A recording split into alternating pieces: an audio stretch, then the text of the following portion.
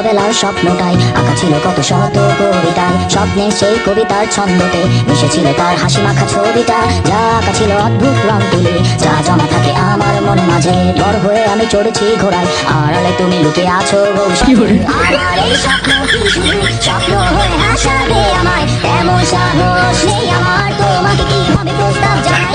আমার এই স্বপ্ন কি শুধু স্বপ্ন হয়ে হাসাবে আমায়, এমন সাহস নেই আমার। ও ও ও